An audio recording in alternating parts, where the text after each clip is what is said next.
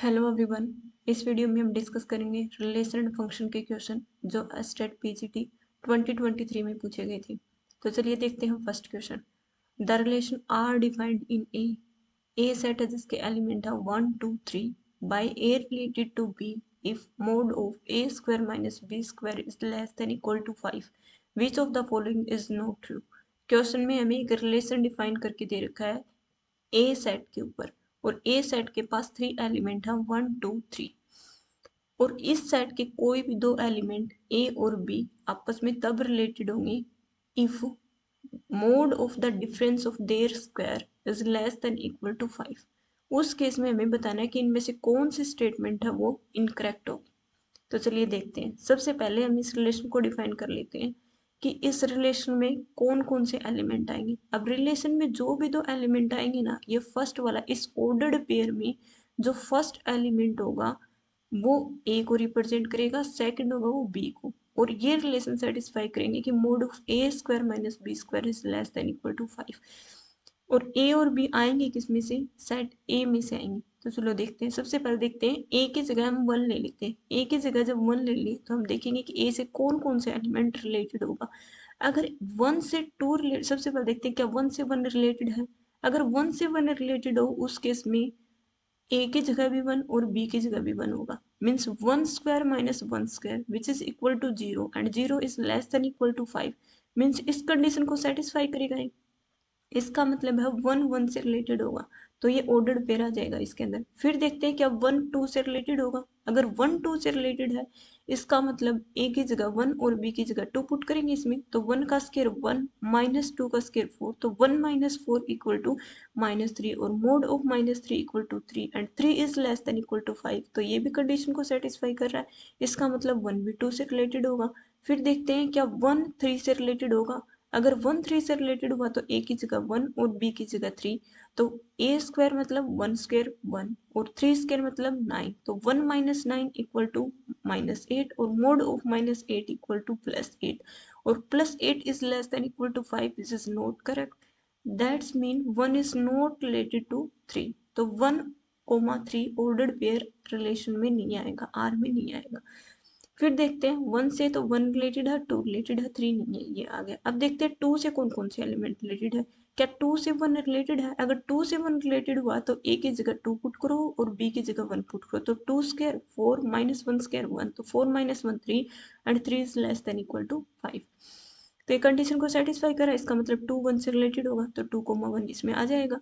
फिर देखते हैं क्या 2 2 से रिलेटेड होगा। अगर 2 2 से रिलेटेड हुआ तो ए और बी की जगह 2 पुट करेंगे और 2 square minus 2 square equal to 0 आएगा, और 0 लेस देन इक्वल टू 5 है। इसका मतलब इसको सेटिस्फाई करेगा, तो 2 2 इसमें इस रिलेशन में आ जाएगा। फिर देखते हैं क्या 2 3 से रिलेटेड होगा। अगर 2 3 से रिलेटेड हुआ उस केस में 2 ए की जगह 2 पुट करेंगे और बी की जगह 3 पुट करेंगे, तो 2 square 4 minus 3 square 9, 4 minus 9 5 minus 5, और मोड ऑफ माइनस 5 प्लस का 5 and plus 5 is less than equal to 5। 5 5 के इक्वल तो होता ही है, और इक्वल टू का साइन है इसका में, तो हमारे पास 5 इक्वल टू 5, तो कंडीशन सेटिस्फाई हुई। Condition satisfy means 2 is related to 3, तो 2 3 इसके अंदर आ जाएगा। फिर देखते हैं 3 के साथ कौन सा रिलेटेड है। अगर 3 के साथ 1 रिलेटेड हुआ इसका मतलब 3 1 आएगा, तो ए की जगह 3 और बी की जगह 1, 3 square minus 1 square, तो 9 minus 1 8, 8 is not less than equal to 5, that's mean 3 is not related to 1। फिर चेक करते हैं क्या 3 is related to 2।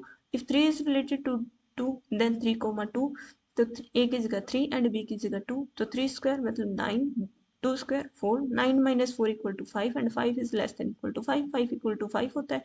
तो हमारे पास की कंडीशन आ जाएगी कि 3 2 is also related and 3 is related to 3। Check करेंगे तो ए और बी दोनों 3 आ जाएंगे। ए और बी की जगह 3 पुट करेंगे तो ये 0 दे देगा and 0 is less than equal to 5, that's mean 3 is related to 3। अब और कोई एलिमेंट एक दूसरे से रिलेटेड है नहीं, तो हमारे पास क्या आ गया, यहाँ से आर डिफाइन हो गया हमारे पास। आर के अंदर ये सारे ऑर्डर्ड पेयर आएंगे। अब चेक करो फर्स्ट ऑप्शन से क्या ये सभी ऑर्डर्ड पेयर है, तो 1 1 2 2 एंड 3 3, मतलब all elements are related to itself.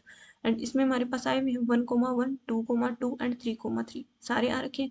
फिर इसमें 2 is related to 1 and 1 is related to 2, तो देखो यहाँ पे 1 is related to 2 and 2 is related to 1, ये भी आ रखे हैं दोनों ऑर्डर पे। फिर हमारे पास 2 इज 3 एंड 3 2, तो यहाँ से हमारे पास ये भी आ रखे हैं 2 3 एंड 3 2, मतलब आर हमारे पास फर्स्ट ऑप्शन में करेक्ट दे रखा है।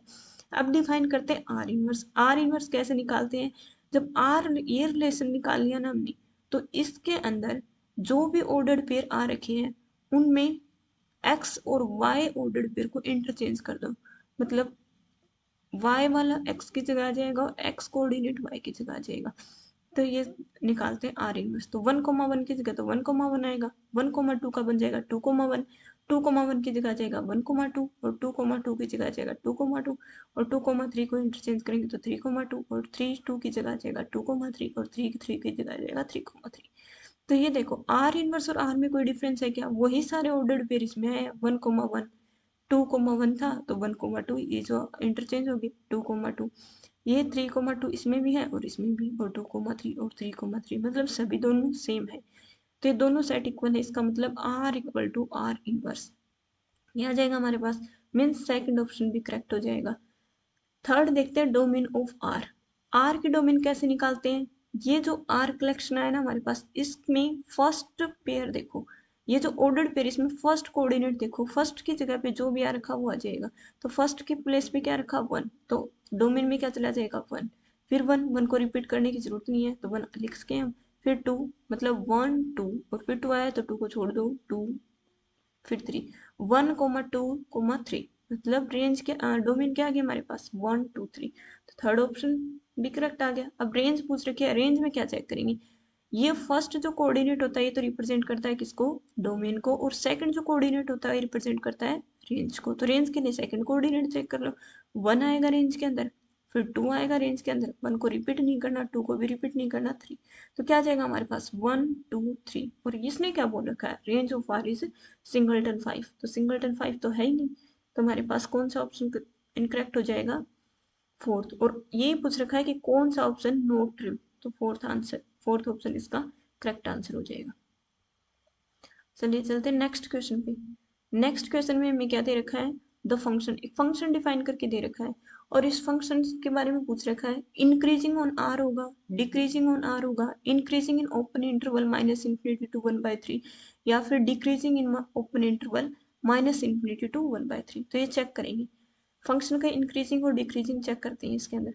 अब देखो, अगर कोई फंक्शन इंक्रीजिंग है या डिक्रीजिंग है कैसे पता चलता है हमें, फंक्शन का डेरिवेटिव निकालते हैं, और अगर फंक्शन का derivative f dash x greater than zero आ जाए, जिन जिन एक्स के लिए f dash x is greater than zero, जिस ओपन इंटरवल में या फिर जिस क्लोज्ड इंटरवल के अंदर फंक्शन है का डेरिवेटिव ग्रेटर देन जीरो हो जाए, उस इंटरवल के ऊपर फंक्शन इंक्रीजिंग होता है।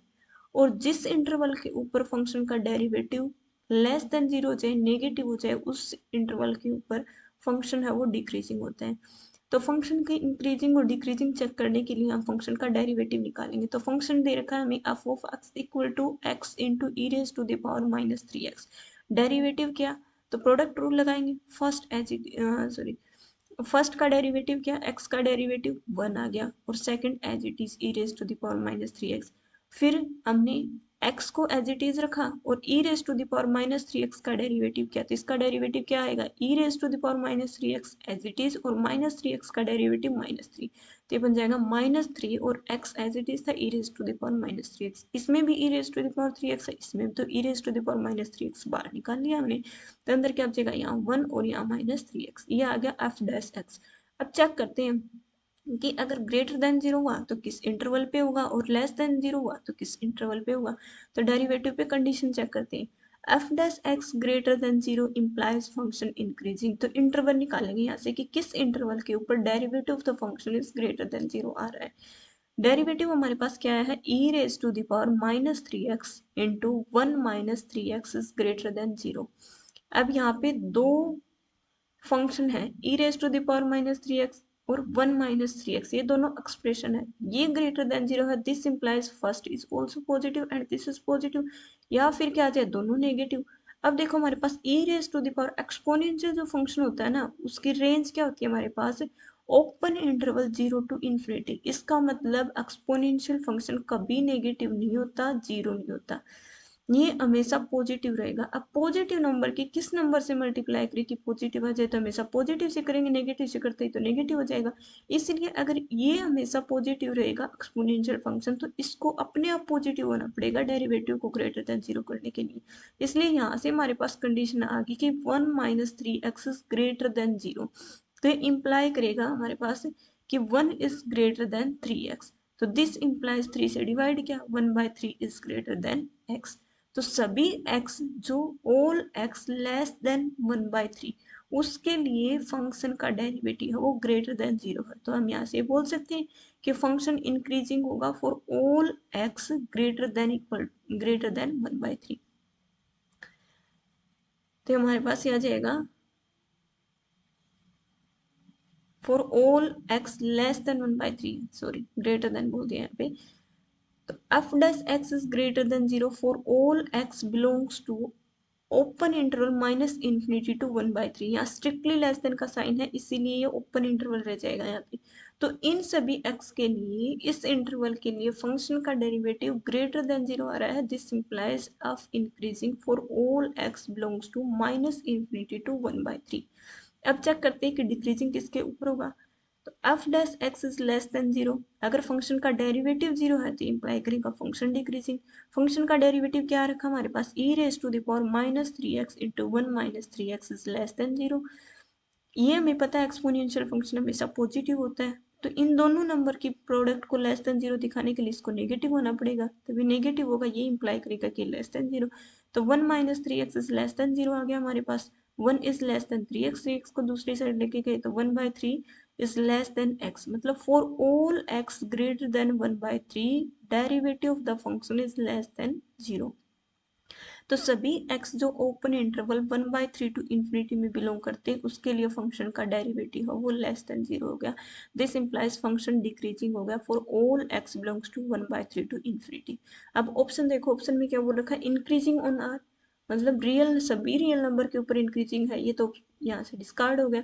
फिर आता है डिक्रीजिंग ऑन r, ये भी नहीं आएगा। Increasing in minus infinity to 1/3, increasing in minus infinity to 1/3 interval, तो इसके अंदर इंक्रीजिंग, इसलिए इसका थर्ड ऑप्शन करेक्ट हो जाएगा। Decreasing in open interval minus infinity to 1/3, but decreasing आया किस में है, ओपन इंटरवल 1/3 टू इन्फिनिटी। तो कौन सा ऑप्शन करेक्ट हो जाएगा, ऑप्शन नंबर 3। चलो नेक्स्ट क्वेश्चन करते हैं। नेक्स्ट क्वेश्चन में हमें दे रखा है if f and g are two functions defined as f of x equal to x plus 2 for all x less than equal to 0 and gx equal to 3 for all x greater than equal to 0, then domain of f plus g is। दो function define कर रखे हैं f और g और उनकी domain भी बता रखी है और हमसे पूछा है domain of f plus g, sum of the function. अब सम ऑफ द फंक्शन की डोमेन कैसे निकालते हैं, अगर f और g तो हमारे पास कोई दो फंक्शन है उनकी डोमेन हमें पता है तो उसके सम की domain of the sum of the function is intersection of the domain of both function. दोनों फंक्शन की डोमेन के इंटरसेक्शन की इक्वल होती है जो डोमेन आएगी हमारे पास सम ऑफ फंक्शन की। तो यहाँ देखते हैं if d1 domain of function f and d2 is the domain of g, then domain of f plus g is d1 intersection d2। अगर d1 है हमारे पास डोमेन f की और d2 डोमेन है g की, देन f प्लस c की domain आ जाएगी d1 intersection d2। अब यहाँ पे d1 क्या डिफाइन कर रखा है, फंक्शन f डिफाइन कर रखा for all x less than equal to 0। Less than equal to 0 का मतलब है सभी नेगेटिव रियल नंबर के लिए एंड 0 को इंक्लूड कर रखा है, इक्वल टू का साइन है। तो क्या इंटरवल d1 डोमेन क्या डिफाइन हो जाएगी यहाँ से, minus infinity to closed interval 0, semi open interval है यहाँ पे।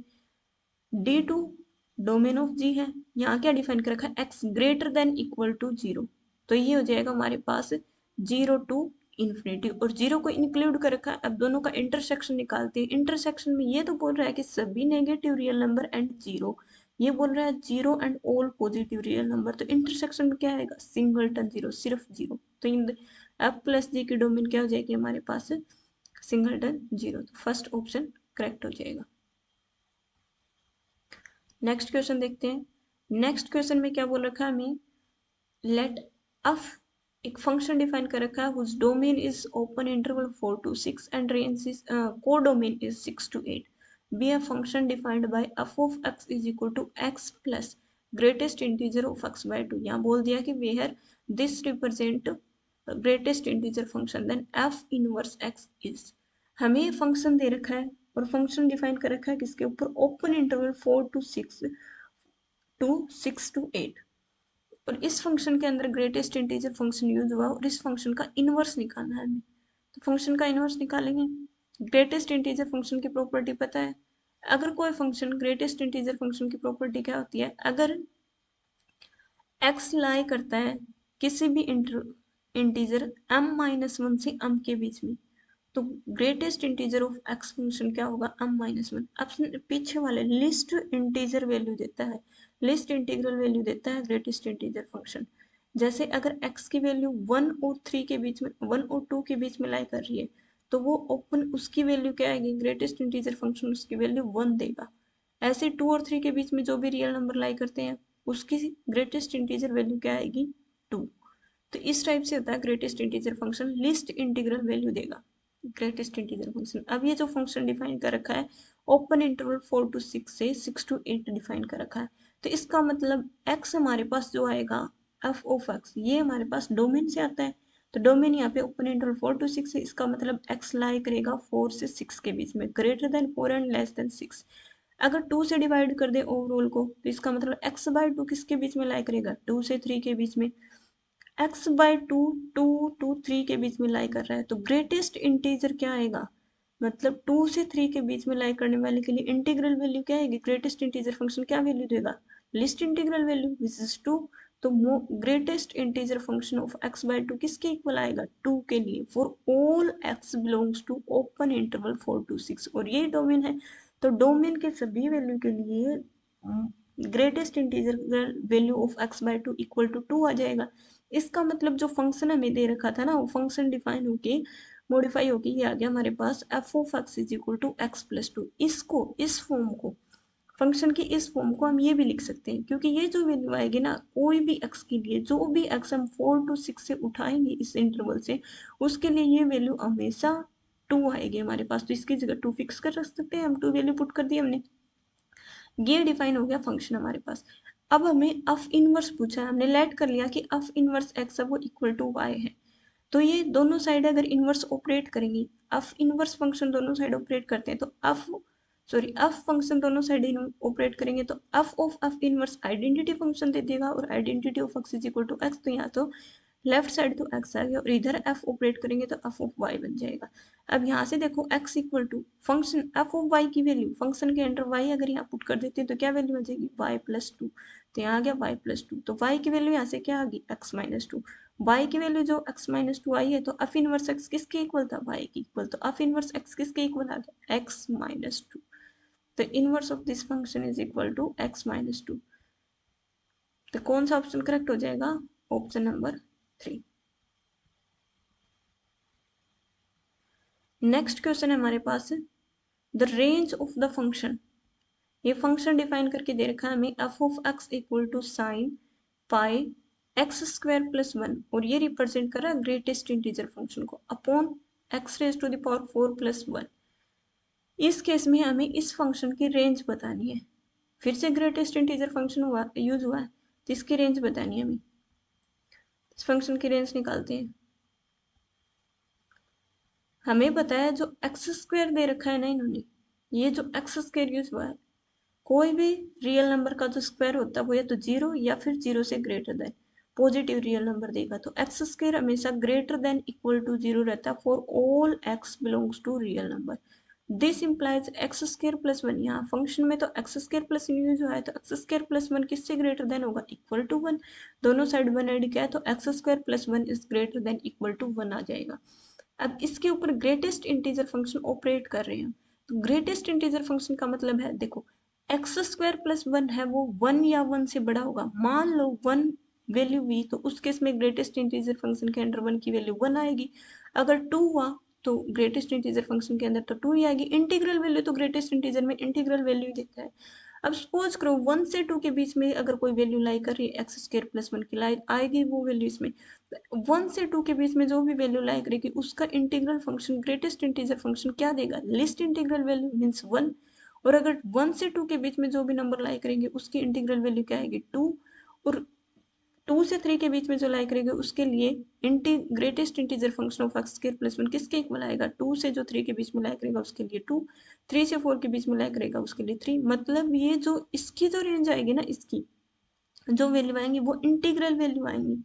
तो कोई भी n आएगा, इंटीग्रल वैल्यू मतलब positive integral value, positive integral value को हम नेचुरल नंबर बोलते हैं। तो कोई भी n आएगा for n belongs to be natural number, इसकी वैल्यू, इसके अलावा कुछ भी नंबर नहीं आएगा, क्योंकि जो भी नंबर रियल नंबर में इंटीग्रल वैल्यू के बीच में लाई करेगा उसके लिए तो लिस्ट इंटीग्रल वैल्यू आ जाएगी, और जो इंटीजर होगा खुद वो अपने इक्वल दे देगा इस फंक्शन के अंदर। तो यहाँ से सिर्फ और सिर्फ नेचुरल नंबर इसकी रेंज आएगी। तो जो हमारे पास गिवन फंक्शन था ना उसको मॉडिफाई करके हम इस टाइप से लिख सकते हैं कि f of x equal to sine, और इसकी जगह क्या लिखेंगे, greatest integer function of x square plus 1 equal to हम लिखेंगे n, और ये आ जाएगा pi upon x raise to the power 4 plus 1। अब ये देखो साइन एन पाई जो होता है हमारे पास n belongs to natural number के लिए क्या होता है, जीरो के इक्वल होता है for all n belongs to natural number. तो this implies f of x equal to zero. इस x के ऊपर तो डिपेंड करेगा ही नहीं, क्योंकि डिनोमिनेटर न्यूमरेटर जीरो बन रहा है, तो न्यूमरेटर अपॉन में जीरो अपॉन में कुछ भी करेंगे तो जीरो ही देगा। तो f of x equal to zero for all x, this implies f is identically zero. तो रेंज ऑफ एफ क्या हो जाएगी, सिंगलटन जीरो, क्योंकि हर एक्स के लिए जो फंक्शन है वो जीरो वैल्यू दे रहा है, तो रेंज में सिर्फ और सिर्फ जीरो आएगा, तो सिंगलटन जीरो इसकी रेंज हो जाएगी। तो ये हमारे पास आंसर आ जाएगा इसका। अगर कोई डाउट रहता है तो आप कमेंट बॉक्स में बता सकते हैं। Thanks for watching.